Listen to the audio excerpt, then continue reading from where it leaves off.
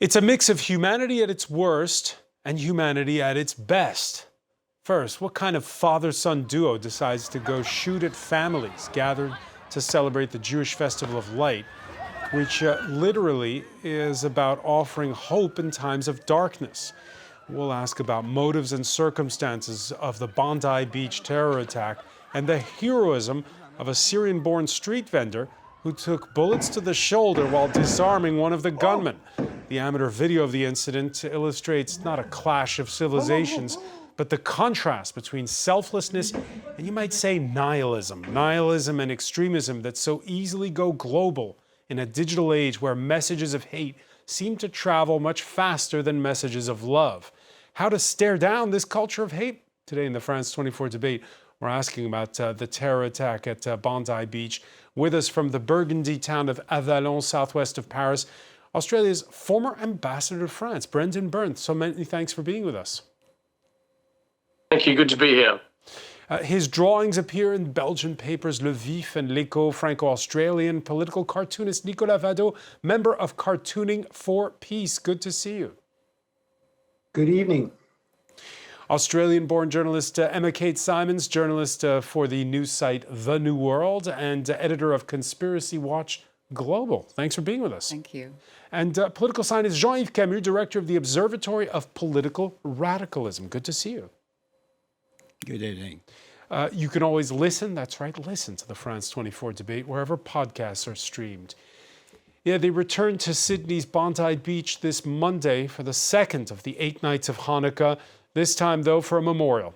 16 killed in Sunday's shooting, with the dead who include a 10-year-old girl, a 41-year-old British-born rabbi, a 27-year-old French software engineer, and an 87-year-old Holocaust survivor.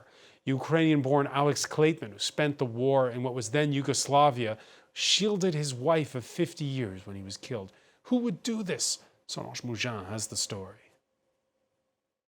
As mourners gathered at Bondi Beach, laying flowers for those killed, many questions remain unanswered. What led the two killers to such hatred? Why did they target the Jewish community? And were authorities watching them? Soon after the shooting, police confirmed that there were indeed only 2 assailants. We are satisfied that there were 2 offenders involved in yesterday's incident. One is deceased. The second is in critical but stable condition in hospital at the moment. The offenders are a 50-year-old and 24-year-old male who are father and son. Police then confirmed that the father was licensed to hold 6 guns, and a number of explosives linked to the 2 men were also found on the scene. According to Australian media, the father and son may have had possible links to the Islamic State group. And Australia's Prime Minister addressed the issue, saying that they clearly were motivated by extremist ideology, but that previous concerns had been sidelined. Son first came to attention in October 2019. He was examined on the basis of being associated with others, and the assessment was made that there was no indication of any ongoing threat or threat of him engaging in violence. As the investigation continues, Australia has vowed to tighten its firearm laws. With over a dozen dead, Australians and communities around the world came out to mourn those lost to what authorities say was anti-Semitic terrorism. Brendan Byrne, how do you make sense of this? There's no sense to this. To see such a massacre on the most emblematic beach of my hometown, Sydney, where I had friends on that beach who fled for their lives, and I've been speaking to my Jewish friends since yesterday, and they're very frightened. I can't say it came as a shock to all of them. They've been expressing concern for some time about the rising level of anti-Semitism. I myself was in a terror attack in 2018 in Strasbourg. As ambassador, I was 200 metres from the then assailant who attacked the Christmas market in Strasbourg. I was locked down in a hotel lobby for 8 hours. I know the fear, the uncertainty, the terror, the simple instinct that kicks in and gets you to safety. I can't pretend to know what those people encountered, really, because of the bloodshed in such a beautiful place. So there's no sense to it, but it's a serious turning point for Australia and a wake-up call, I think, for our authorities. A turning point in what way? Well, we have the narrative. I drew on it as ambassador that we're a country of harmony, of diversity. Things like that just don't happen here. We solve the gun problem. We've got great intelligence services as a member of the Five Eyes Intelligence Partnership. We have a good handle of what's going on. Australia's at the other end of the world from these intractable conflicts, such as in the Middle East. And, clearly, this has been the biggest massacre of Jews since October 7. It's a serious event. And you can see it in the Prime Minister's face. He understands just how serious it is. Emma Kate Simons, you two from Sydney. Yes. What's the feeling right now? Is it one of coming together, or is it one of bitterness and recrimination? I mean, I've been speaking with my friends. I was in Sydney over the summer in August with my family. I was on Bondi Beach, staying nearby. Some of my friends I spoke to, like Brendan, they were on the beach. They filmed themselves running away with their children. Or one friend had a child on the beach and worried where he was. They're all safe. But what I'm feeling from speaking to them and also reading and speaking to my family, half of whom live there, is that people are in just terrible shock. But there's also anger and fear. And like Brendan says, it's an absolute turning point. I mean, for Australia, it's like an October 7 moment or a September 11.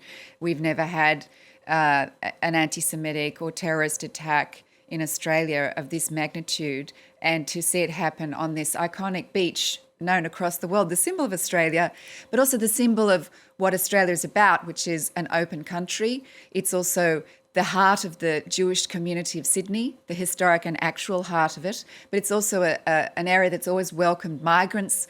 And you see that in the reporting. There's French people, there's people from all over the world who were there, who were killed in the attack or witnessed it. And so we really have to take a step back, because anti-Semitism in Australia, as Brendan mentioned, since October 7 to 2023 has surged in the most dramatic and horrifying fashion. We saw in that report questions over potential security lapses, the son who'd been flagged. That anger that you mentioned, it's directed against whom?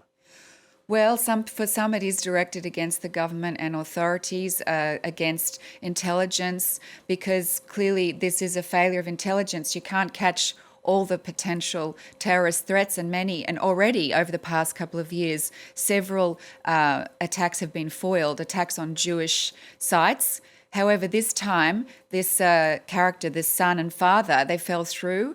And in 2019, ASIO, the intelligence services, judged that this was not a threat, and that was wrong, obviously. And then also, there's this real debate in Australia about what's actually been done to tackle the rise in anti-Semitism since October 9, 2023, when a mob of violent Islamists assembled suddenly in front of the Opera House, yelling obscenities and hatred towards Jews. Where are the Jews? Some people heard them say, "Gas the Jews."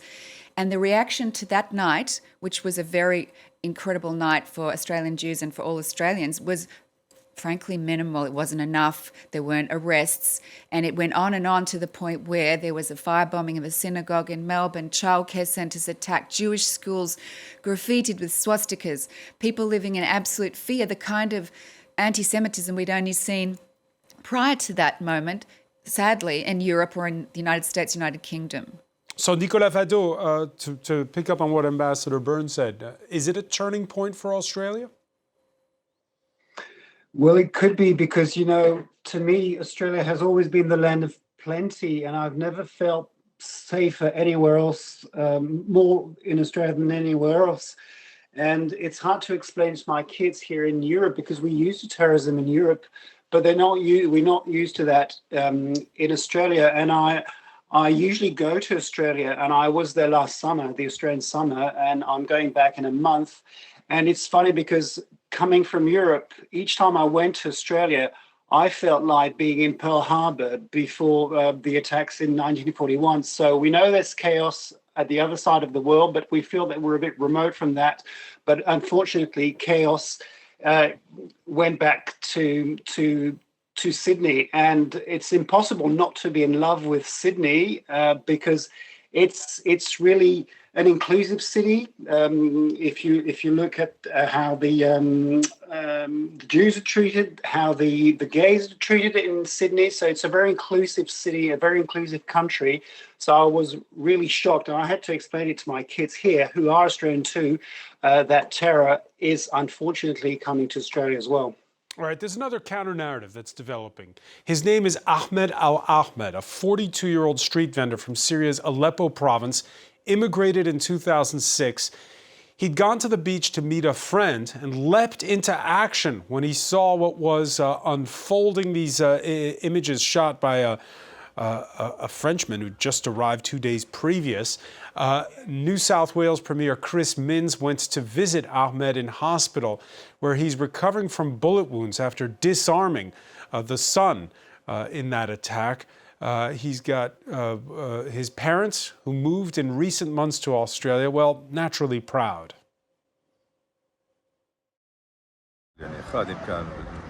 My son's a hero. He served with the police and the Central Security Forces, and he has the need to protect people.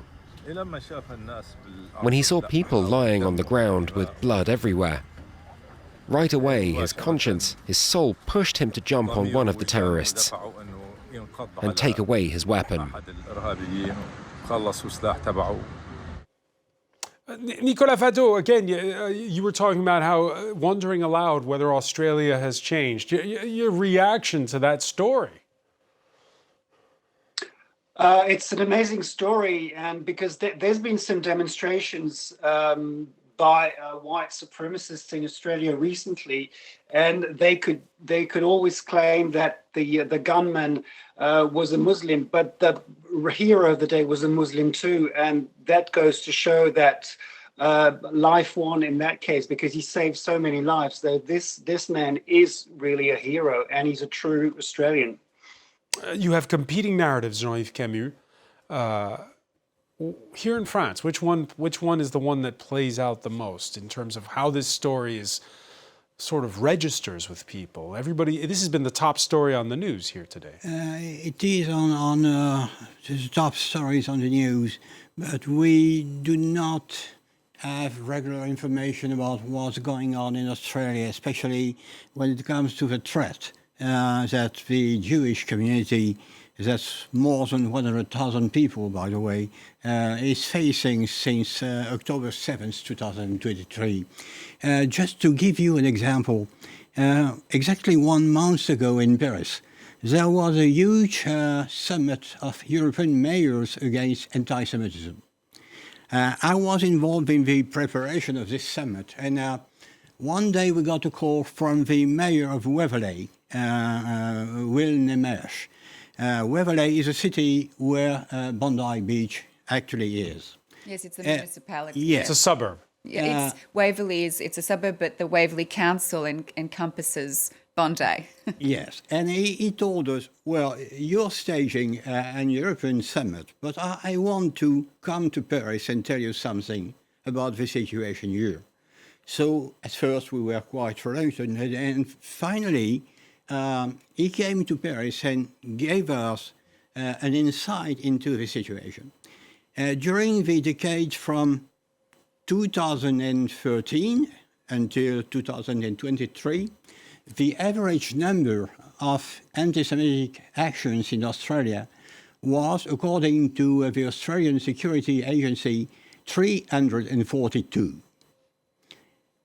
Since October 7th, the figure is more than 1,800.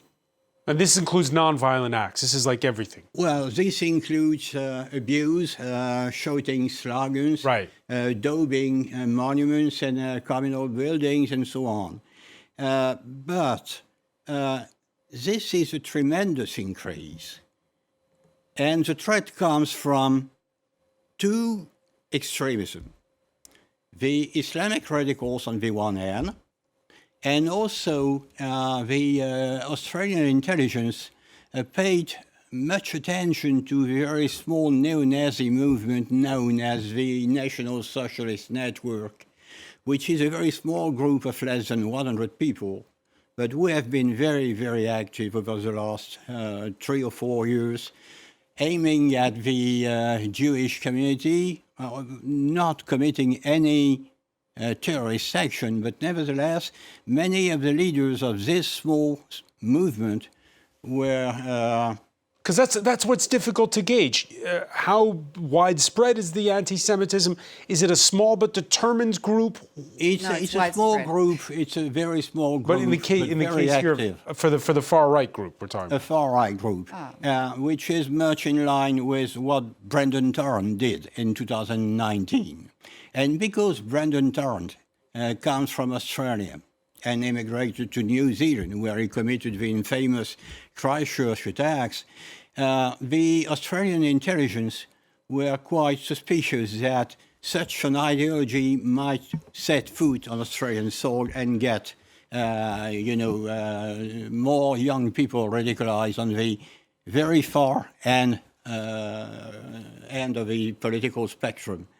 But there are two threats, really, the Islamic radicals and the extreme right. What is also at stake here is the involvement of the far left, or at least the complacency of a segment of the far left regarding what October the 7th is and regarding the way Israel and the Jews, all the Jewish population, has been held accountable for what the Israeli government did, how it reacted after the terrorist attack on the 7th of October. Much complacency. Yeah. Complacency, but Brendan Byrne, let me ask you, just to react, because on Sunday we had the Israeli Prime Minister who's crossed swords with his Australian counterpart over the war in Gaza and anti-Semitism, who reacted, and it was a strong reaction. Let's listen to Benjamin Netanyahu. I told the Australian government that their policies are fueling the anti-Semitic fire and that they are encouraging the Jew-hating that is rampant on the streets of Australia. Anti-Semitism is a cancer and it spreads when leaders are silent.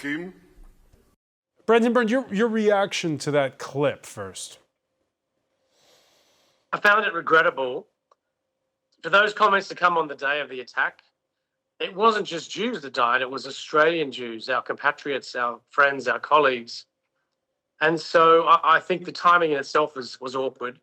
But equally, to sheet the blame home to the Australian government for taking a considered change in policy on recognition of the Palestinian state, I think is disingenuous. I think Australia has been caught up in Netanyahu's crosshairs because we've deviated from the orthodox line that many Australian governments have followed, and that is to adhere to US positions. Australia has moved to recognise a Palestinian state under certain strict conditions, but in very good company with France, with the UK and others. In terms of the broad feeling in the community, whether on the right or the left, Australians are very moderate people. Even those who marched across the Harbour Bridge in support of Palestine, many of them would be horrified to know that they were walking under Hamas and Hezbollah flags, that they were really being guided without being aware of it by some very sinister figures. I think our intelligence services have done well in weeding out some of the unsavoury characters on the right, including a recent deportation of a leader back to South Africa. But on the left, in what the French might call the Islamo-gauchism, we haven't seen the hate preachers. We haven't seen the agitators within the broadly supported pro-Palestinian movement weeded out. And I think that's going to have to be a focus for the intelligence services moving forward. You agree with that, Emma Kate Simons? Yes, absolutely. And I think also one important point to raise is that in August, and speaking of Islamic radicalism and foreign interference, the Australian government expelled the Iranian ambassador after intelligence information was forthcoming, including from Israel, that Israel or proxies of Iran, including the Quds network, had been involved in directing attempted attacks and attacks on synagogues and other Jewish sites. So I think what's happening in Australia, it's relevant to the rest of the world because it's a victory for Hamas or whoever these terrorists were working for or inspired by, whether it was Islamic State or Hamas or those connected with the Iranians. This is a victory for Hamas because they want to see this happening. And the far left in Australia absolutely agree. I was there in August, the march over the bridge. There were posters of Ayatollah Khamenei. There was a former Labor Prime Minister who I would not have, Premier, Bob Carr, I would never have said he was a radical, standing in front of a poster of Khamenei. He has left that on his social media. Julian Assange, other former journalists who I was a colleague of, they've radicalized and they have globalized the Intifada. They yell, globalize the Intifada, glory to the resistance. They appear at rallies where, as Brendan points out, there are, glory to Hamas flags. And then they say, oh no, but we don't agree with that. We're just here because of the children in Gaza. But in fact, to constantly basically accuse effectively what is all Jews of genocide has ended up, it's a blood libel, like in medieval times. So how do you support Gaza without being labeled an anti-Semite, though? That's right. Well, you do it in a way that you criticize, you can attack, and you can go against the Israeli government. You can call Netanyahu a war criminal, but in the same way we would call Putin a war criminal. Are Russians being attacked on streets across the world and held responsible for all of the crimes he is committing? No. All right. In your cartoon of the day, Nicolas Vado, you have the poison of anti-Semitism released from a genie's bottle and dispersed around the globe from a flamethrower. Maybe we can call up the image for us there. Your thoughts on there's the cartoon. First of all, tell us what inspired it and tell us your thoughts on this issue. It's because I totally agree with what's been said by everyone on the show, because anti-Semitism has three heads now. It has the Islamic radicalism, it has the far right and the far left as well. And each time I draw things against the far left, you should see what I get, what I receive on social media. And I have many Jewish friends here in Brussels, and I'm not Jewish myself, but if I was Jewish, I wouldn't feel safe anywhere on the planet now. And that's what they keep telling me. And I thought that this kind of anti-Semitism belonged in history books, the ones I had when I was at school, but not at all at the moment. And the attacks in Sydney showed they can happen anywhere on earth. And what just happened in Sydney could unfortunately happen very soon in Paris or in Brussels. So Jean-Yves Camus, why now? Why this resurgence now? Why now? There are several questions which are still open, and the inquiry will probably give answers quite soon. Why now? We have to know, first of all, if the attack was planned for quite a long time, or if those two fellows, a father and son team... A father and son, it's incredible. Yes, that's incredible. And I think that's the first time in the history of terrorism that we see such a team of father and son. Often brothers, however. It's actually quite common. We see brothers, Kouachi yes. brothers. Father and sons, that's two generations. True. That's totally, How do you different. explain it? Well, one of the two, the son,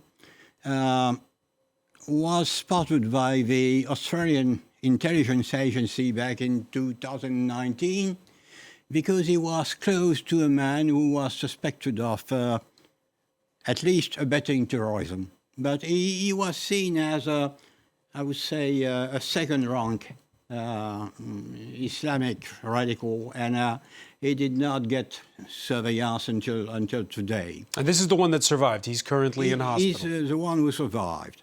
So was this him planning the attack for a long time, or was there a trigger that prompted them to action? We do not know. At this time, we do not know. All right. The second question is, apparently, they claimed allegiance to the Islamic State. But today, claiming allegiance to the Islamic State is not like 20 years ago, when you had to travel to Afghanistan or at least Pakistan and get in real contact with a cell.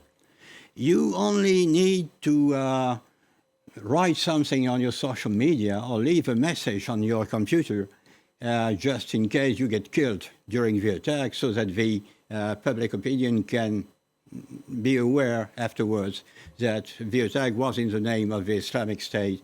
But were they really linked to a cell of the Islamic State in Australia? This is not for sure. All right. The father owned 6 legally bought shotguns. The biggest mass shooting since 1996 which then prompted Australia to ban automatic weapons. The fact that those guns were owned legally, that's coming under scrutiny. Among the first announcements by the Australian Prime Minister, there are even tougher gun laws in the pipeline. And I want to conclude finally by saying that the government is prepared to take whatever action is necessary. Included in that is the need for tougher gun laws. Tougher gun laws. Brendan Byrne, apparently there's issues about how the federal government and the states speak to each other when it comes to registries. There are rules to be tightened. Yes, it's often with these programs that really operate at the individual practical level.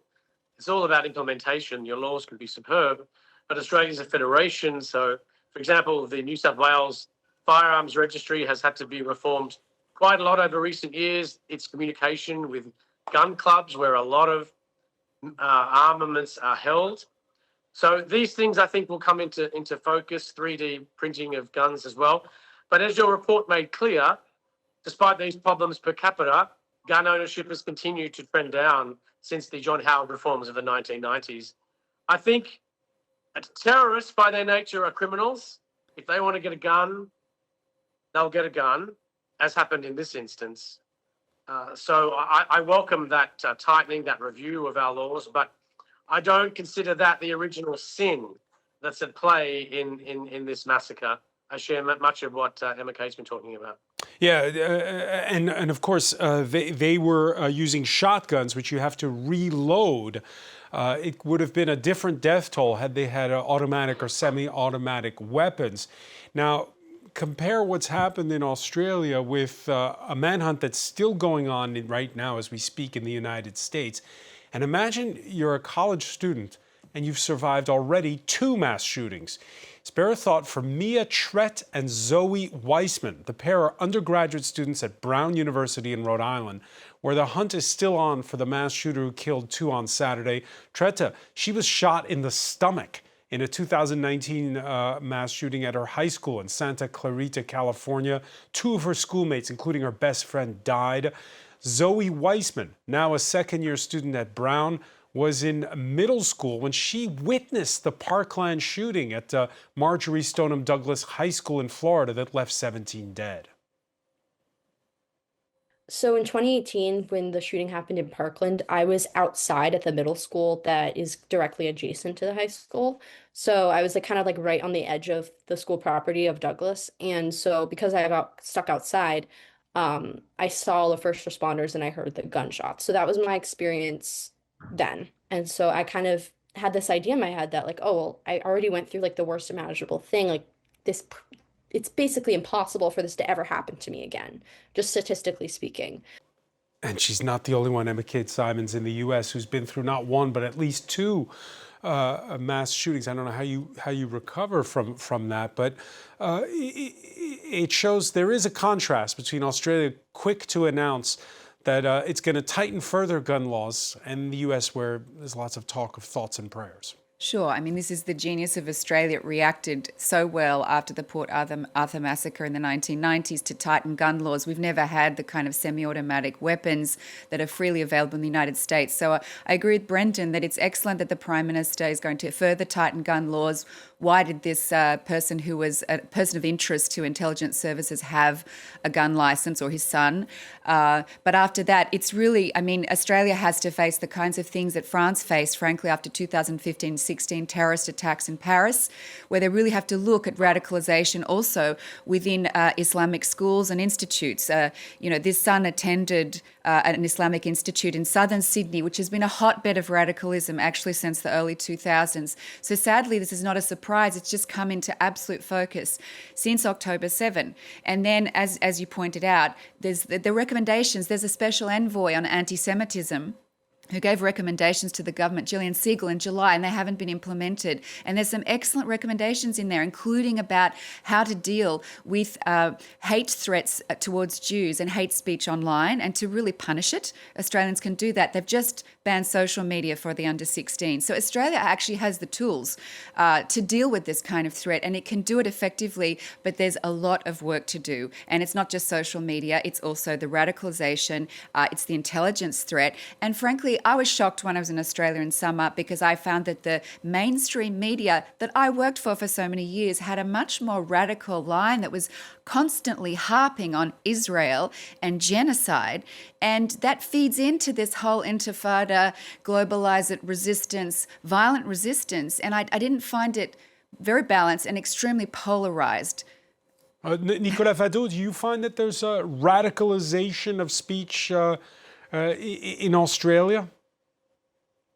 I had the exact same impression last time I was in Australia in February, listening to the media. I had exactly the same impression that was just said, and we have the same. We have the same in Belgium, and it's difficult to control guns. We've had nearly 100 gun shootings in Brussels this year.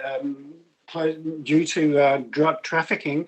So it's difficult to ban weapons, but I've always thought that I could never live in the United States because I could never live knowing that every second person I cross on the street could be carrying a gun without having the right to do so.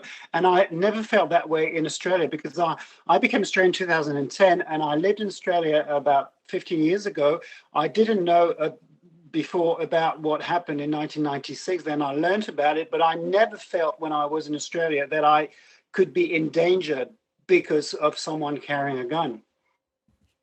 This idea of a polarized world where everyone packs a pistol. Jean-Yves Camus, your thoughts on that? Well, not only we have a polarized world, but we now have a polarized society, polarized communities, and not only in Australia. I mean, since October the 7th, we have many opinion surveys showing that in Europe and even in France, we are in a situation where the Jewish community is held accountable for what happened in Gaza. I mean, you can stand against the Israeli Prime Minister, you can stand against the kind of retaliation he ordered. Yeah, but anyway, you should always make a difference between the Jewish community and what happens in Israel. I mean, an individual living in France. So how do you counter that? MK was talking about a bid to try to also, you can't just do it with security measures. So how do you counter that? But the problem is that, for example, in France, we've tried almost everything. Working on awareness on social media, higher awareness of the intelligence community, education, harsher sentences for not only terrorists, but those who promote hatred and denial of the Holocaust. But, I mean, the outcome of those actions do not seem to do enough, So it's a lost cause, is what you're saying? I'm afraid that. Do you? I'm afraid of that. No, I think it has to come from the community. I think that's also in the recommendations of the envoy on anti-Semitism. I think there's some hope when you look at what's coming out of Australia, being called to, like the Prime Minister said, be kind, contact your Jewish friends, like reach out to them.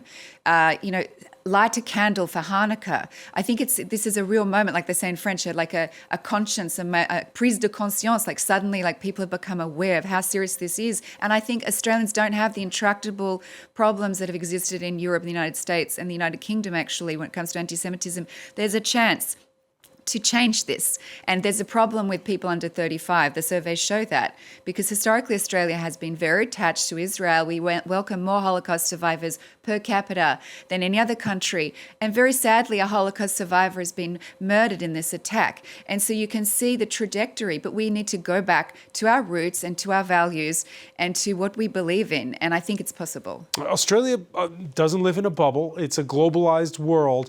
And we're seeing how mass shootings are now global spectacles. They unfold in real time around the globe.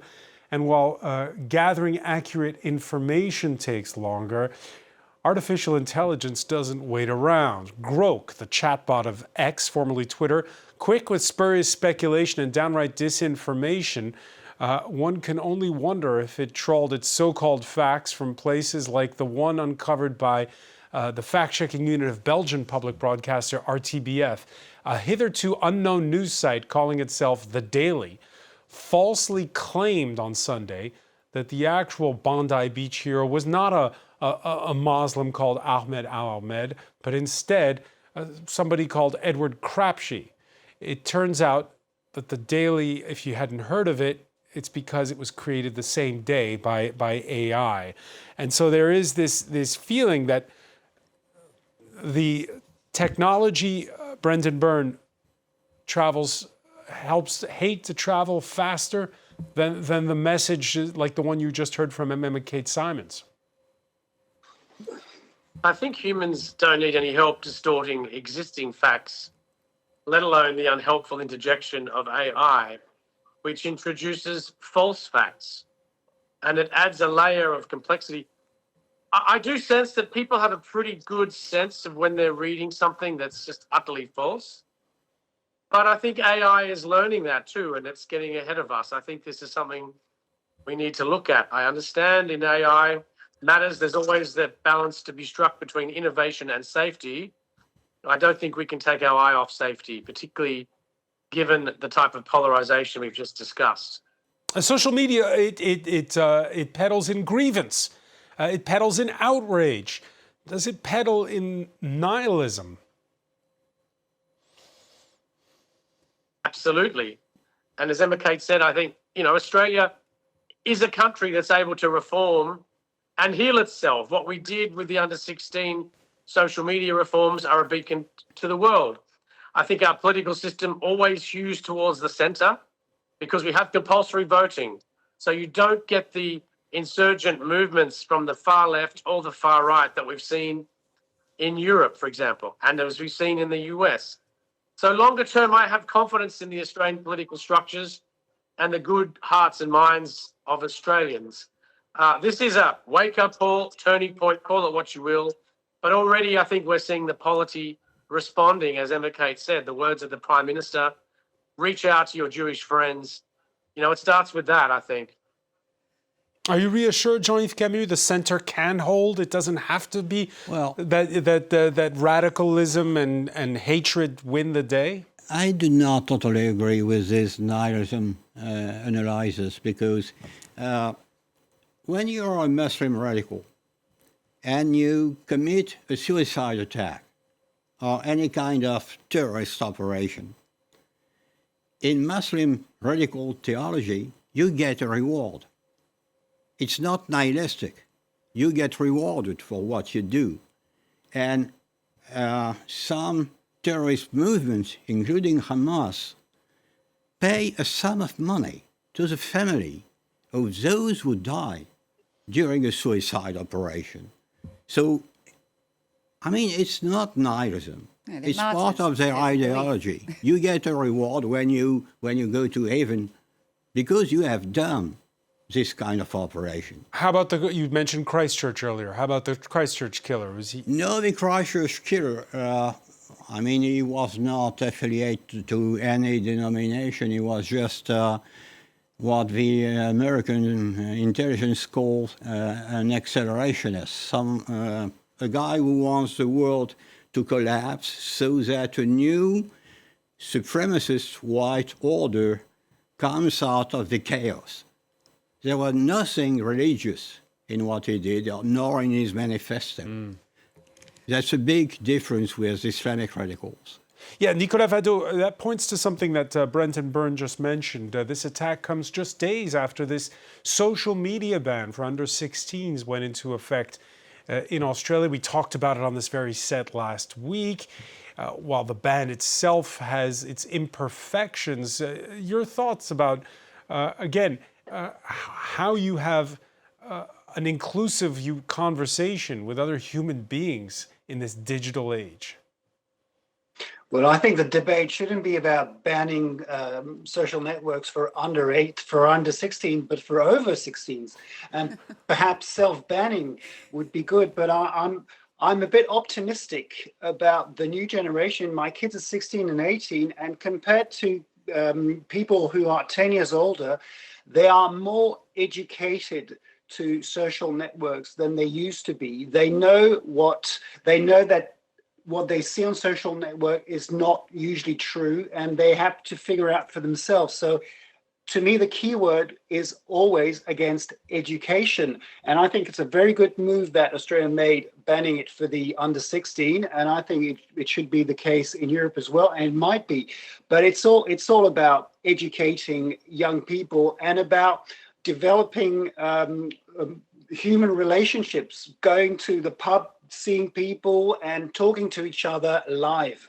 Best way to fight anti-Semitism is to go to the pub, Emma Kate? It is, but it's also to recognize that anti-Semitism is the original big lie. It's a conspiracy theory. As we report at Conspiracy Watch, as soon as this Bondi attack took place, there were posts about it being a false flag, a staged attack. It was something that was actually organized by Israel, by Mossad, by Zionists. It was fake, that the terrorists were actually IDF soldiers. You can find every kind of conspiracy theory, doctored photos using AI, and sadly shared by even some journalists. But you heard Brenton say how people smell a rat most of the time. Well, they do, but I have to say the conspiracy theory against the Jews that was particularly spread after October 7 has caught on. It's caught on in intellectual circles amongst progressives. The idea that all Jews effectively, who are Zionists, are responsible for what's going on in Israel. And so we need to think about that, to decode, to deconstruct, to be aware as adults and not just ban the social media for the kids. I think it's important. All right, banning social media for adults. Nicolas Vado has a good idea for a debate show.